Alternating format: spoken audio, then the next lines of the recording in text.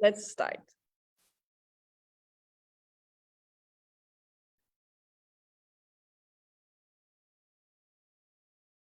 Okay, I think we have started. Hello, everyone. Welcome and thank you for joining us today on a Thanksgiving Day. We're waiting for attendees, but I think we can start the introduction. My name is Hannah Charles. I'm with Verita Neuro, and today we're meeting Dr. Vikas and his wife, Dr. Kanika, who have visited us in Thailand for his epidural stimulation this August 2022. So today you will be able to learn firsthand from Dr. Vikas about his experience about epidural stimulation treatment, what kind of therapies has he been doing with us, and how is he now almost 4 months after the treatment has started. So let me please introduce everyone. We are joined today by Dr. Vikas Jindal and Dr. Kanika. Could you please introduce yourself in a few words? Yeah, thank you very much, Hannah and Dr. Nasir, for making me a part of this webinar. I am Dr. Vikas Jindal, and this is my best half, Dr. Kanika Jindal, and we were introduced to Verita Neuro by my physiotherapist. I had a small, very big injury at C6-C7 level about 3 years ago. So I'm a dentist by profession, and she's also a dentist.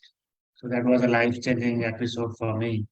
After about 2.5 years of my physiotherapy, my physiotherapist, advised me to go to Bangkok with the Verita Neuro and get the epidural stimulation done.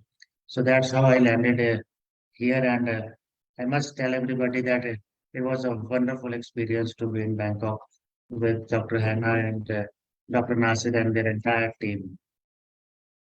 I stayed there 2 months, almost 2 months, and got the stimulator done on my T11, T12 segment of the spinal cord. The surgery went very smooth, and I was really impressed with the surgeon and the staff in the hospital. The way everybody took care of me, it was commendable and par excellence. Uh, After the stimulator was planted on my spinal cord, fourth or fifth day, Hannah and Dr. Nasir, they came to my room with the physiotherapist who wanted to map my stimulator with the various muscles, which actually I didn't know that how it is going to work. But as soon as they switched on the stimulator and I could see the movement in my ankle, I was in my tears, and along with me, Hannah was also in tears because for the last 2.5 years, I couldn't see any movement in my legs or in my feet. But that really made me more confident that yes, I can stand on my feet. Hannah. Thank you very much, Dr. Vikas, for this Mhm. introduction and for sharing your story, how you landed in Bangkok in end of August. Dr. Nasser, welcome. Thank you also for joining us. We were hoping maybe you could share a little bit of a medical background regarding Dr. Vikas, if this is okay, Dr. Vikas. And Yeah, so whoever is joining us to listen today, they will have a better idea as we kickstart this webinar. sure. Thank you, Hannah. Thank you, Dr. Vikas and Dr. Kanika for joining us. Regarding Dr. Vikas' medical condition, it's quite a common level of injury in our experience because Dr. Vikas had a C6 spinal cord injury, which is actually the most common injury we come across because the lower neck being the most vulnerable part in any kind of car accident or trauma. And on the spinal MRI scan, I think the findings were quite classical with significant level of like scarring of the spinal cord tissue at this level. So it's quite, I think it was quite, I would say, a classical findings on the MRI scan, and also there was, of course, considering the level of injury, there was a partial loss of upper body function and complete loss of lower body motor function in Dr. Vikas' case. So he had an incomplete quadriplegic spinal cord injury with complete paraplegia. And the implantation was to target the lumbar spinal cord, which contains our locomotion center, our network responsible for lower body functions. So we implanted the spinal cord stimulation at T11, T12 spinal vertebral levels to target the lumbar spinal cord. And the surgery went well, as Dr. Vikas mentioned earlier.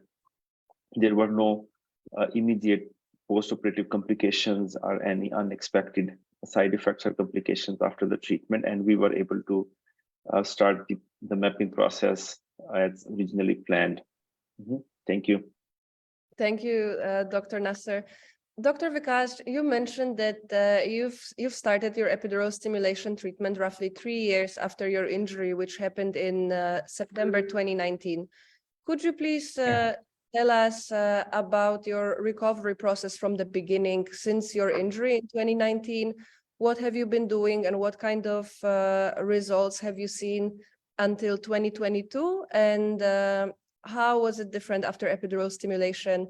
Was the recovery faster? Did you see a different kind of recovery pace or results? As I mentioned earlier, this accident was really devastating because the person was working so hard and so much to just sit down and do nothing. It was very difficult for me. So after I met with an accident, I got operated and they put a plate on my neck, and then I was referred to Indian Spine Injury Center Delhi, where I underwent physiotherapy sessions. And after that, COVID came in, but I continued my physiotherapy session for about, say, 4 to 6 hours a day, every day for the last 2.5 years, till I, went to Bangkok. So during those physiotherapy sessions, or after having done those physiotherapy sessions, my body was, slightly better. I could conduct my daily course in a better way after having done the physiotherapy sessions. But now that after I have done my epidural stimulation, and especially after stem cell therapy, which you had given me, I had 3 sessions of stem cell therapy in Bangkok. One was intravenous and 2 were lumbar puncture. So what I feel that the muscles which were not responding earlier of my lower limbs have started responding after I switch on the stimulator. And the intensity which the therapists have given me, like if it is about 4.5 to 5.5, is the intensity where my muscles are responding. Like if I have to kick my leg, or if I have to lift my leg, or if I have to go for my ankle dorsiflexion, if the intensity is 4.5 to 5.5, now the muscles are responding at about 2.8 or 3.5 intensity, which I feel that after having placed the stimulator, the muscles are responding, very well after my physiotherapy sessions. Also, the changes which I have seen is that my paraspinal muscles and my muscles on the back, or my muscles in the pubic area or the stomach, are responding. They are coming back to life. That is what I am feeling. Although very slow, but they are coming back to life. Also, another change which I have noticed is that I can feel that my legs are with me. Previously, I didn't used to feel that. Now I feel that my legs are with me because internally I feel that my muscles are responding. The muscles are functioning, or the muscles are, I can feel something in my legs. I can feel the legs are with me. These are the changes which I have noticed after, the epidural stimulation and stem cell therapy in this last 4 months of my experience with you in Bangkok. Thank you, Dr. Vikas. When it comes to the milestone during your stay in Bangkok, what was something that you remember as the most striking to you, as the biggest milestone that you have achieved? What were maybe 3 biggest changes you have seen since the implantation of the stimulator? You mean in terms of my In terms recovery? of your functions and in terms of your recovery?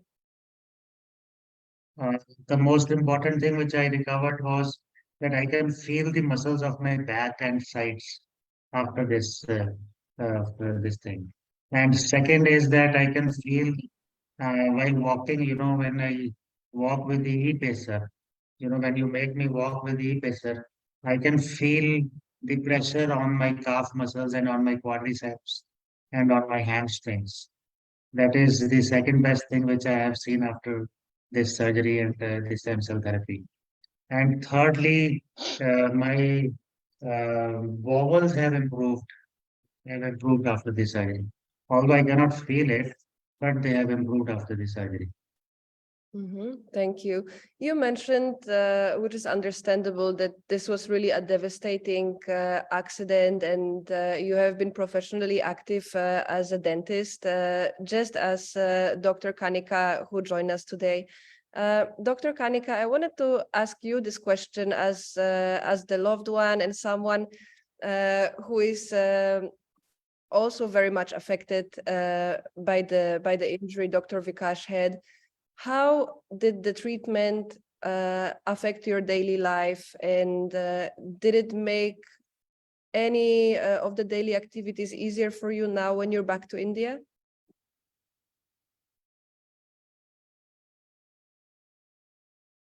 After the surgery. Yes, I think he's more stable. In his upper part, I feel more stability. And maybe the confidence is more. Holding capacity is better of hands. Holding capacity of hands is better. And I exactly what he tells me that he feels more pressure on his legs while standing. Even in our family, everybody feels that he takes a push while standing, which has while standing when we shift him from one place to other, he takes a push. Which we think has improved. Thank you very much. Dr. Nasser, maybe you can talk a little bit more about the program we had offered Dr. Vikas while in Bangkok. How was the daily life, and what was the plan for an average day for him? Yeah, so the program starts with, of course, implantation of epidural spinal cord stimulation after a minimally invasive surgery. And after the implantation, there is generally 2 or 3 days of recovery period, where we allow patients to recover from initial surgery. After the surgery, we start a program which is called mapping or programming of the stimulations. This is basically when we turn on the stimulator. The stimulator contains 16 small contacts which are implanted into epidural space over the lumbar spinal cord. So we are able to turn on and operate all those electrodes in conjunction with each other at very specific intensities and frequencies. The aim is to basically stimulate various components at the lumbar spinal cord to stimulate various muscle functions. So as we move towards a second or third week, we normally are able to find a program which allows patients to stand, and towards the end of the treatment, we are generally able to have enough muscle function in the lower limbs to start locomotor training. So this is normally the goal towards the end of the treatment, to have a functional program or functional settings which can be used for the future training during the walking sessions. So this is what we were able to achieve as a main treatment goal in Dr. Vikas' case. In addition to this, there are additional of course, areas we can target using the spinal cord stimulation, including bowel function, sitting balance, muscle tone, and also the long-term use of the stimulation is also able to improve autonomic functions. Thank you. Thank you. Dr. Vikas, we always highlight this to our patients, and we often talk about it in our webinars, that the physical therapy and the exercises after the epidural stimulation program in our facility are equally important to the surgery and to the mapping itself. So could you tell us, how does your typical day look like today? How much time do you spend on walking training? How much time do you spend on standing or core exercises? What are those things that you put the most emphasis to? I normally, if I start my day, I start my day at about 7 o'clock in the morning, and after completing my freshening up and daily course, I go to the physiotherapy session at about 9:30 in the morning. From 9:30 to 12 o'clock, I'm in the physiotherapy session. And during this session, I normally, what they normally do to me is exercising my, making my core more stable and more strong. Then they make me walk on the body supporter with the programs on for about 10 to 15 minutes. And then again, I sit on the chair and get the stimulator on and do my all leg exercises. And after that, they make me do the bed exercises, which I used to do before coming to Bangkok. I am continuing with those exercises so as to strengthen my paraspinal muscle, and so that my gait and my posture is comfortable. I also stand on the tilt table for about 1 hour every day. And once I come back from the physiotherapy session, I take a rest for about 2 to 3 hours to attend to my patients. And at 3 o'clock, again, my physiotherapist comes to my home, and we again do the session, mapping session, the with the stimulator on. We do it for about 2 hours at my home from 3 to 5. Again, I take rest for about half an hour, and from 5:30 to 6:30 or 7 o'clock, I make it a point to do my hand exercises and my arm exercises so that my arms and hands are getting make. I make them stronger in the days to come. That is what I follow every day, and about 7:30, then I finish my exercises and I relax. That's what I do in my whole day. Dr. Vikas, I think by describing your daily routine, you already asked this question, but we got a question from Miss Tanya.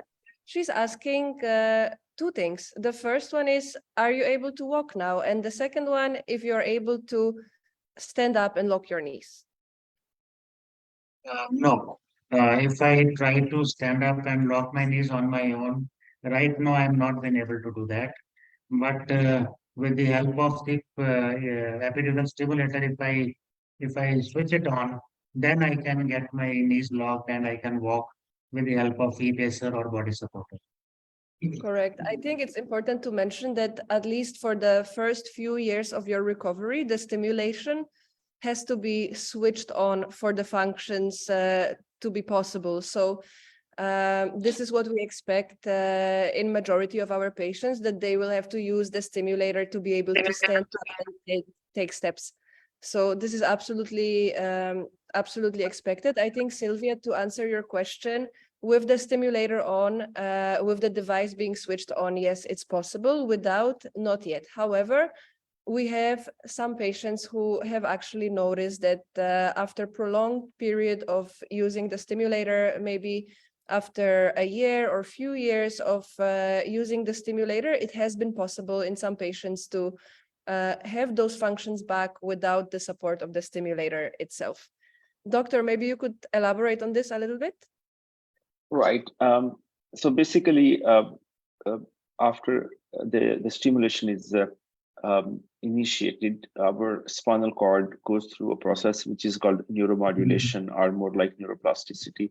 So basically, this is a indirect way to regenerate the spinal cord. So the long-term exposure to the spinal cord of stimulation results in strengthening of those pathways which had been practiced extensively, like standing, walking training. So it becomes possible after a few years that those pathways are strengthened enough even in the absence of the stimulation. So some of the functions might be possible in the absence of the stimulation as a result of long-term spinal cord stimulation use. And this is also quite evident in autonomic functions. We do see, I think majority of our patients reported improvements in blood pressure regulation or cardiovascular function, which is as a result of indirect spinal cord stimulation over a longer period of time. What if you permit me, what I have noticed after having, got this surgery done, the muscles which were not responding, or when you have this surgery, you feel a little dejected that this thing is not working, or this muscle is not working. But after having placed this stimulator, and when it is switched on, and I do the exercises, at least you have that confidence and that feeling that yes, the muscles are working, and you can lock your knees and you can walk, maybe with the help of a knee bracer. But it definitely gives you a lot of confidence. And what I have noticed in the last 4 months is that I have gone back to my routine. I have gone back to see my patients and consultation, give them the consultation, maybe not work on them. I have gone back to my dental college and I am teaching my students. I am doing the administrative job. A different type of confidence has crept in me after the surgery. Yes, I'm going to be all right because I can see my muscles moving. I can see the muscles which were previously dead. I can see them moving when the stimulator is on. That's the change which I have noticed in me. And I think it's so important and so good to hear from you, because it's such an important message to anyone who is joining us and anyone who is considering this treatment. I think for you to regain this confidence, it's priceless, most definitely. It's priceless. So It's priceless. it's like you said, it's only been 4 months. What are your short-term goals and what are your long-term goals from the epidural stimulation? Uh, of course, the long-term goal would be running a marathon in New York with everybody and getting perfectly fine. That would be the long-term goal. And the short-term goal would be, that gradually my muscles should gain strength and I should get back to life. And maybe I can get back to work on my own and not be dependent on anybody. That is what is my short-term goal. But yes, I have my associates which surround me and people who are along with me who meet me every day or after a few days. They do tell me that they see a lot of change in me. They've seen a change in my voice. They see a change in my confidence. They come to myself in the last 3 to 4 months. Thank you. Dr. Nasser, one more question from Sylvia. I think I will address this question to you directly. Sylvia mentioned that her son has a spinal cord injury of C6 and C7, which I believe is very similar to the injury level of Dr. Vikas. She would like to know, it's an incomplete injury. She would like to know what is the guarantee that with epidural stimulation, he could be able to walk again? Well, I think in any kind of medical treatment, even very conventionally used medical treatments, it's very difficult to give any kind of guarantee. So we never actually promise anything, which is, of course, difficult thing to do, I think. But if we look at our experience of, I think the spinal MRI scan and his body functions, findings, muscle condition, muscle tone, and MRI scan findings will be important tool to determine what are the chances of stimulation working. Normally, we of course spend a lot of time evaluating each case. And once we determine that patients qualify for the stimulation treatment, the chances of stimulation working are of course quite high. And normally we see it working in all of those patients. And in terms of the actual ultimate recovery, it's very difficult to predict really that what would be the ultimate goal, whether or not a patient would be able to actually walk. And because this is also quite subjective, because different people can define walking in different ways, right? So if patients are expecting to walk, unfortunately, like before, which is I think is not possible, like before the injury. But many patients had been able to walk with upper body support. So this is what we determine as an ultimate goal after the treatment. Correct. I think the ultimate goal would be walking with upper body support in the form of a walker or a walking frame. But Sylvia, just few more words from my side. I think it would be best if you could connect with us and share your son's MRI images with Dr. Nasser and the medical team to review after this. And this is to anyone interested. We will definitely review all the cases in depth, and we will dedicate a lot of time to explain all the possibilities based on the medical evaluation of your particular case. So please feel free to reach out, and we will be happy to spend time with you and explain both the injury itself and also the best treatment options that we have out there. Doctor. My suggestion to Sylvia and her son is that don't give up. He is going to be perfectly fine. Don't give up. God is there, and if you have fear that I can walk again, you will walk again.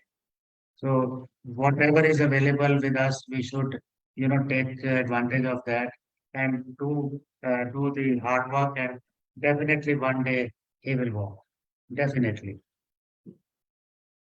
Thank you, Dr. Vikas, for this message. I think it's very important to hear this from you, who have a similar injury level and who is already practicing his walking and standing every day. This is very inspiring, and we thank you for sharing this story.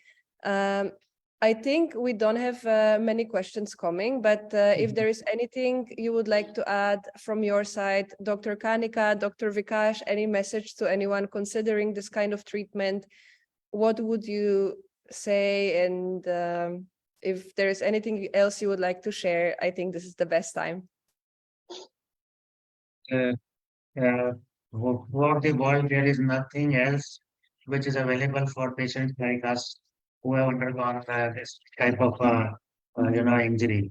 So if there is an option of epidural stimulation, and there is even a remotest chance that with this stimulator it can help improve our condition than what we are right now, we should go ahead. I think the person should go ahead with this treatment.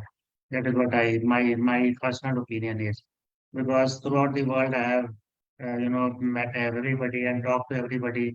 I couldn't see any other treatment which is available and which could help me, walk.